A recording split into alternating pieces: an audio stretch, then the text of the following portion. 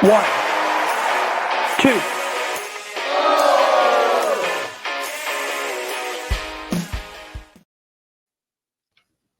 Hello, one and all, and welcome to another edition of The Kickout, the final word in professional wrestling.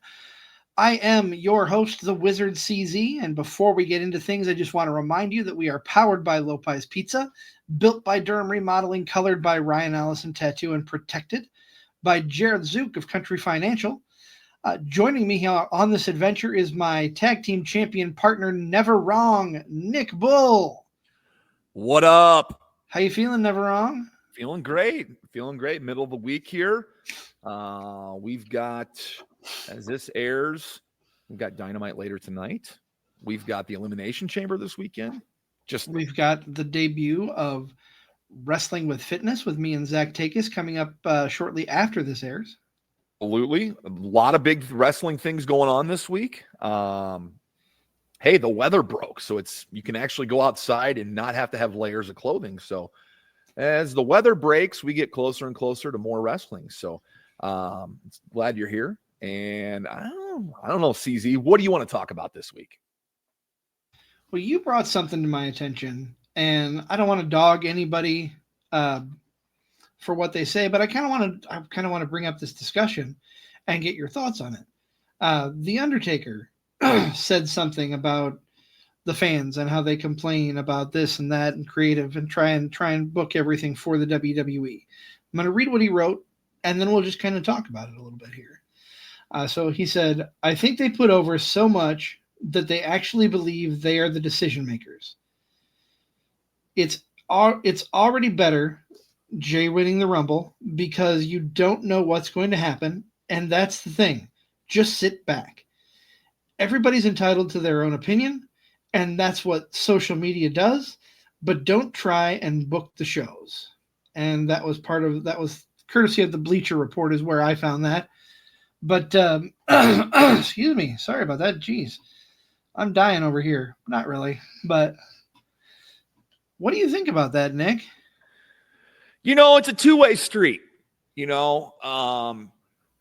I don't think it's different than football fans per se criticizing how a game was called or an acquisition that was made by their team. Maybe we would have done better if we had this person. I think booking things, fans are always going to do that by default because the mind wanders, correct? Right. Absolutely. I agree with that. But at the same time, wrestling in the past couple decades has kind of peeled the curtain back and let people behind the scenes. You see it now with the new show on A&E, WWE LFG, Legends and Future Greats, where veterans, retired wrestlers, respected wrestlers are coaching these youngsters on what they need to do better. We would never get to see that before. So we have unprecedented access to events, to shows, to what goes on in the making of things. I think we as fans have been spoiled and kind of expect to have that. Now, being a fan of wrestling, you know that anything can happen, anything can change. So we're all here for the swerve of a story. The Royal Rumble, that was great because no one freaking thought Jey Uso was going to win. We talked about it on here. No one thought Jey Uso was going to win. So the shock and surprise was great. So, yes, is Undertaker right? Yes. Is Undertaker wrong? Yes. He's both because, fan is short for fanatic. Fans are going to go do things. They're going to be in chat rooms, chat groups, start a podcast. Look at us. We're doing it. You're always going to think about what's to come in wrestling, but he's also right when he says, sit back, just shut up, and enjoy it. He's trying to get you to enjoy it so you're not hating as much. Right. And here's the thing. Everybody who watches it is going to play fantasy booker at one point. It doesn't matter. Doesn't matter if you're a new fan, an old fan, whether you like the product or you hate the product. Everybody's going to fantasy book what they think is going to happen. It's the nature of us as human beings. Excuse me. And then, I agree with you. He's both right and wrong. I mean, I'll shout out our good friend Joe Monroe on the Joe Monroe Show. He always says, shut up and enjoy pro wrestling. And this is one of those scenarios. Shut up and enjoy professional wrestling. But at the same time, the fans have a very valid voice. And while we are not booking the shows in WWE, we're not booking AEW, we have no control over where the story goes. We kind of do at the same time. Yes and no. Yes and no. And I'll bring up a point here. I want to say, how much better was the story of Cody finishing at 40 after the near riots of fans after he lost at 39? Oh, completely agree. People were melting down and crying at 39 when he lost. People were melting down and crying when he won. It was so much better. If the fans had gotten what they wanted a year before, I don't think it would have been as good. I can agree with that. So the people putting out this stuff know what they're doing. They're playing with emotions, okay? That's the example I immediately go to. People were irate. Irate after WrestleMania 39 when Seth beat Cody. But it made it all the better a year later when he finished the story at WrestleMania 40 and everybody was happy. So it's a two-way street.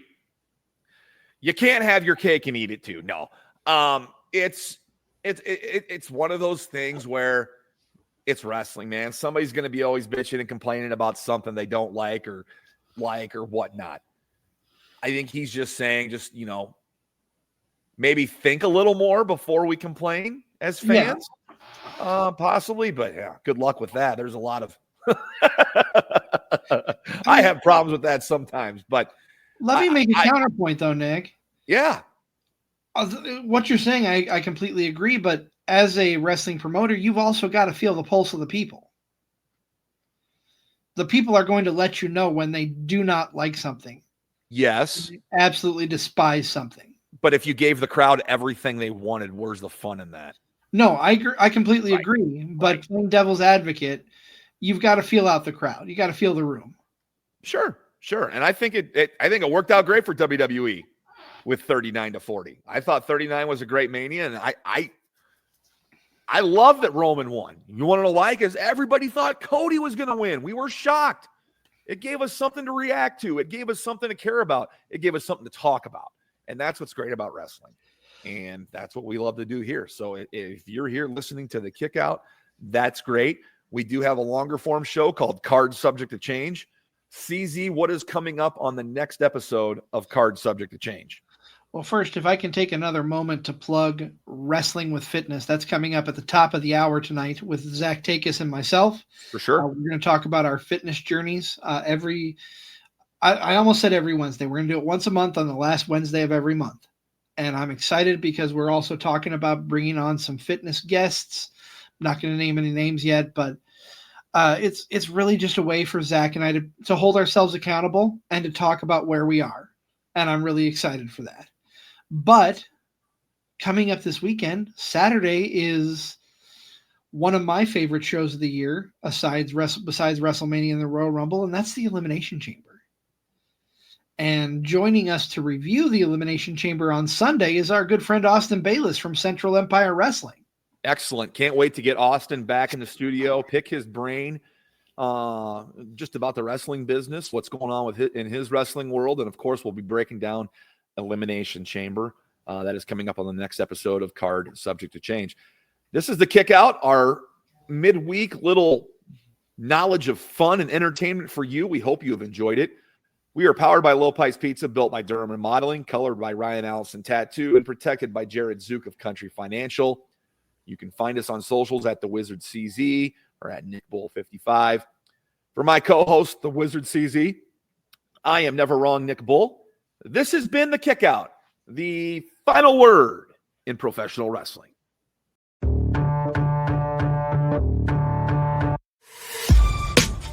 This has been a For Frequency's Sake Podcast Network production. For more great content, subscribe to For Frequency's Sake on YouTube, Facebook, and Twitter.